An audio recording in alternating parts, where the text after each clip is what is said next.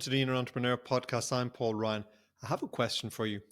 How often do you consider the power and impact of the choices you make? I mean, you're making choices all day long. We all are. And how often do you pause to think, just what impact is this choice having on my life? When you stop for a moment and think about it, the formula of life is relatively simple. Well, I didn't say it was easy. I just said it's relatively simple. And it follows a simple pattern. And that pattern being we make choices. And those choices lead to us taking actions. And those actions lead to outcomes. And that's what we experience. We live the outcomes in our lives. And mostly when we set any goal, when we do anything, we're trying to change an outcome in our life. And we're endeavoring to get an outcome, have an outcome that we want, or change an outcome that we don't want. But it all comes back to that simple formula, and that formula kicks off with the choices you make. But you see, most of our choices are unconscious. I'm going to guess 95% of what we do are habitual. They're unconscious choices. We're not actually pausing for that moment to think, what is the impact of this decision and what's it going to lead to? And choices are cyclical. I wonder if you've noticed that. And it's said that the rich get richer and the poor get poorer. But have you noticed also that people in good relationships, for example, people who have excellent relationships with their spouse, their partner, often tend to have good relationships with their kids and their extended family and their friends and people in work. I'm not saying every relationship they have is good, but I mean, it's like they've learned the skill of good relationships and they take that skill everywhere with them. And of course, we all know people who have poor relationship skills and they seem to take that everywhere they go. They have a poor relationship with their life partner. Maybe they have trouble with their kids, with their parents, with their wider circle, with their work. And we've seen this, it spins, it's cyclical. And I'm sure you've noticed this with people who just seem to carry these patterns with them. And I believe that's because they have at some stage made a number of choices that have led to bad decisions, that have led to poor relationships. And now they drift into a habitual behavior because they get a particular outcome and they make more decisions based on that outcome. And we're more likely to make the same type of decisions again because we're a creature of habit. And now you're into a spin. And so we notice the rich getting richer because they've learned to make good financial decisions and they make more of those financial decisions. They get outcomes that reaffirm their choices. So they go, well, that worked. I'll do that again. But also the poor make bad financial decisions and that leads to bad financial outcomes. But often that leads them also to make a series of conclusions and beliefs about those outcomes. And those beliefs, maybe those beliefs are not good enough to make money, I can't manage money, I can't earn a lot of money. And they go back into making these choices based on these beliefs over and over again. It can be the same, as I say, with relationships, with health decisions, and a lot of our decisions can become cyclical. So, how do we break that cycle? And how do we start making decisions that will really serve us and will really build the life we want to live? You see, every choice, every decision you make is a building block. You literally are building the life you will have tomorrow. You literally are putting bricks on a wall and you're building the house you will live in the future. When you look at the life you're living today, if you're honest with yourself, if you sit down and think about it, you would be able to roll back maybe 5, 10 years, maybe even just a couple of weeks, and you can see the decisions you made that began to build the life you have today. And so the life you are experiencing now is a life based on good financial decisions or bad financial decisions, good health and well-being decisions or bad health and well-being decisions, good relationships or bad relationship decisions. And so it's useful to sit down and acknowledge that, look at the good choices you've made and the poor choices you've made. I don't recommend getting into self-criticism because now you're getting into a negative cycle of beating yourself up. And that really doesn't help anything. But an honest conversation with yourself, a very honest sit down, looking at yourself in the eye and going, I've made some poor decisions. Hands up, I'm going to take ownership of those decisions. And I really need to make some better decisions if I want to have better outcomes. And that's what it's going to come down to, better outcomes. But in doing this, you are moving into step one of creating a better future. And step one is becoming conscious, is becoming aware, is stepping into that 5% of conscious decision making and creating the habit of thinking more about the decisions you make and thinking about the outcome. Part of the issue is that most people don't have clear outcomes. I mean, most people don't have clear goals for their lives. When I say goals, I mean most people don't have a clear picture of this is the ideal life I would like to live. This is how I would like to live my life in all of those areas: relationship, financial, career. Most people haven't actually sat down and considered it. Most people don't set goals, but it's more than goals. It's about creating a plan, a life plan. It's about really thinking, how do I want to live my life? Because when you have a defined outcome and you have it written down, you have a picture in your mind, and you know, this is the life I want to create, then you can line up every decision you make in relation to that and you can assess it. You can simply go, well, I know this is the outcome I want to create in my life, and this is the decision I'm about to make. And in most cases, with most decisions, you can have a fairly good idea what road that decision is taking you down. Because every decision you make is stepping you onto a path and walking you down a road. Now, none of us can forecast the future, which means none of us can say for certain what any choice, what any action will lead to. We can never know the future, but often we can have a pretty good idea. Am I going to spend the day sitting in front of the TV watching Netflix or playing video games? Or am I going to get off my ass and work hard on my business? I mean, there are two separate choices, and those choices taken repeatedly will lead to very different outcomes for your life, for your business, for your career, for your financial well being. And so, some degree of certainty in most decisions, you can go, I know where this choice is potentially leading me or is potentially compounding me towards. So, when you have very clear outcomes, and when you move into awareness and conscious decision making, you can line your choices up with the future you want.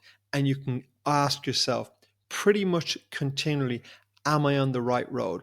And you won't always be on the right road because life is about making minor adjustments all of the time. Just like if you're driving your car, you get into your car and you get onto the highway and you know where you're going, but you don't just hold the steering wheel straight. You're always making minor adjustments. So life is very much like that. And all those minor adjustments are the choices we make. And when you're driving along the highway at speed, the wrong choice, heading in the wrong direction, can be fatal. And likewise in life, each of these choices, even if that moment doesn't seem that it's likely to have a huge impact, it is often something that will have a significant impact at some point in the future. At least it's pointing us, taking us down a road of a future that we may or may not want. And when we become very clear about the future we want, then those decisions become so much simpler. I think about life in a simple way that says there are 5 pillars to a great life. And each of us, all human beings, need to take care of all of those 5 pillars if we want a good life. So when I'm making choices, I'm conscious of the outcomes I want in my life, but I view those outcomes via the 5 pillars because I know I need to take care of all those pillars in life. So these pillars are not necessarily in order, but they're all very, very important. So the first pillar is relationships. We all need good relationships in our lives. There was a study undertaken many years ago. It's the longest study on human happiness. And they studied thousands of people over a very long period of time, over decades and decades. And they really wanted to figure out what was the secret to human happiness and human well-being. And what they found was the most important factor in anyone's happiness and all of our happiness, all being we are all very different. But the single most important factor in our happiness was human connection, was that we felt connected, loved, supported by other people. So the first pillar of your happiness, the first pillars of a great life is your relationships. So when you're making choices, you need to make sure you're taking care of your relationships. The second pillar is well-being. Now, in my view, there are two elements of well-being. There is our physical well-being and our mental and emotional well-being. And to live a good life, we need to make sure that we're taking care of both of those elements of well-being. Because if we're struggling physically, it makes a big impact on our ability to live a good life. And if we struggle or are suffering mentally, emotionally, well, that really changes the context of the life we're experiencing. Pillar number three is wealth. I don't mean that you have to aspire to be hugely wealthy, have a private jet or a private plane, but you need some degree of financial independence. You need to understand what you need to live a quality of life, and you need to have the resources, the financial stability and security to live that life.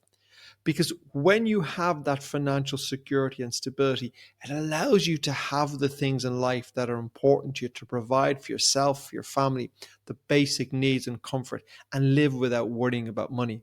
But a lot of people don't have that, and they worry about money and they stress about money. And then they have to devote enormous amount of their time and resources trying to earn money. So when you don't respect and take care of the financial area of your life, it can really impact on your ability to live a fulfilling, happy life. Because if you're continuously worried about money, and if you're spending all of your time stressing over how you're going to make that money, it is really going to have a negative impact on your well-being. Number four is wisdom. And by wisdom, I mean is that we all need to be continually growing and learning. If you want to create a great life for yourself, you need to be growing and learning always, because we always need to be getting better. And Tony Robbins says the secret to happiness is progress. And what he means by that is that we have a sense that we are always moving forward. And certainly, how I always feel I'm moving forward is that I'm continually learning. Now, we will all come up with challenges in our life, we will all come up with obstacles. But when you're a learner, when you're pursuing lifelong wisdom, then when you meet those challenges, you greet them as an opportunity to learn. You may not necessarily welcome them, but you realize they're an opportunity to learn, to become stronger and grow. And when you do that continually in your life, you're making very good choices to increase your wisdom. And that wisdom, of course, spills into every area of your life. And the fifth pillar of a fulfilled life is fun. We all need to have some fun, because we don't be working all our lives. And of course, many of the things I've already spoken about, well, they can be fun. I mean, spending time with loved ones, relationships, that can be a lot of fun. Taking care of our well-being can be fun. It can be exercise or recreation, but we need to have fun in our lives. So all of those five areas are important. And when you're making choices, every single choice you make is a building block for your future life. But every single choice you make is also directly impacting on one of those five pillars of well being, one of those five pillars of a great life. So you need to be very conscious that all of those five pillars need to be sustained, need to be nurtured, need to be cared for. I don't believe you will live a happy, fulfilling life if any of those areas are not taken care of. So every choice you make will lead to an action, and every action will lead to an outcome. And we are always making choices. And so the choices we make fall under two categories. There's the choice that is creating the life you want to live, so that's fulfilling your goals and fulfilling those five pillars of happiness. So that's the positive choices that are going to nourish those areas of your life. So when we make choices that are not necessarily in our best interest, they tend to be choices that will give us short-term gain. So it's much more fun to switch on Netflix than work on your business. And it's much more fun to order in and eat takeaway pizza than go to the gym and cook a healthy meal. So we're looking for a short-term hit. And when we're always looking for that short-term dopamine rush and we're always looking for that short-term mood booster, well, what happens is we tend to suffer in the long term because we're not building our long-term futures. But the other thing is, when you consciously decide to create a life that's really worth living, when you decide this is what a fulfilling life looks like for me, whether that be in your health, in your relationships, in your business, in your finances, when you decide to pursue making your life better in those areas, you will come up with challenges, you will come up with obstacles, you will come up with fear, you will come up with self-doubt. You'll begin to wonder, am I good enough to do this? Am I good enough to have this? Do I have enough talent? Do I deserve it? It stirs all of these negative emotions. And of course, it gives you very real challenges that you have to face, that you'll have to work hard, and that you'll have to overcome. It's much easier to sit on the couch eating pizza and watching Netflix than it is to get up and go for a run for an hour. Much easier. But I think often when we do these things to give us a short term hit, we're avoiding the challenges. We're looking for that short term distraction because we know if we admit to the life we really want to live, then we have to take responsibility for creating it. And if we take responsibility for creating it, we're going to experience some discomfort. We're going to be pushing through challenges and we're going to be pushing to the edges of our comfort zone. And some people just aren't willing to do that. They're just not willing to sit with that discomfort so they can grow. And so they look to distraction. So I think often we're making choices that will either build a life we want, but we know it's going to take us down a road that's going to challenge us, or we look for short term dopamine fix, short term comfort. But the problem is when you choose that short term comfort, you're leading to long term discomfort. But when you choose the short term discomfort, you tend to be building a life that's going to be more comfortable in the future because your life is going to be more comfortable in the future if you've built better health, if you've built more wealth, if you've built more relationships. But it's possibly going to take you a lot of hard work to get there. So it really comes down to, will I make choices today that will nourish my life, that I will be grateful for in the future? Or am I making choices today that seem to give me some sort of short term distraction or short term gain, but I know I will regret those choices in the future? So, the first thing I would ask you to do as we come to a close is start becoming aware that your choices are enormously powerful and that each choice you make is a building block of the future you, of the life you are going to be living in 1, 2, 5, 10 years' time. So, you are building your future brick by brick. Make sure you're building a great future. And the second thing is, if you take the easy road and make the easy short term choices, well, you're also building a future. You're building a future where you are likely to regret those choices. And when you are likely to look back as time moves on and go, I wish I'd lived life differently. I say this as a 58-year-old man because I think the older I get, the more I get to look back down the road and I look at choices that have put me on a positive trajectory and choices that have put me on a negative trajectory. And I think the older I get, the really I begin to see the benefit of some of the choices I made in all those areas, in the areas of my well-being, in the areas of my relationships, in the areas of my finances, in the areas of wisdom and studying. I realized that some choices don't seem to have such an immediate benefit. But when you look back over the years, you really see the benefit. So I would encourage you to be very clear on the outcome, on the life you want to create, to be very clear on the pillars of a great life that all need to be taken care of and nourished, and to be very clear that you become the conscious decision maker and you make conscious actions and choices to create the life that you not only want to live, but you can live and you deserve to live. This is the Inner Entrepreneur Podcast. I'm Paul Ryan. Thank you for listening. Please like, subscribe, click that notification so you get notifications of all shows. And of course, share it with your friends. Tell everyone about it. I hope you enjoyed this episode. Thank you for listening. Until next time, take care.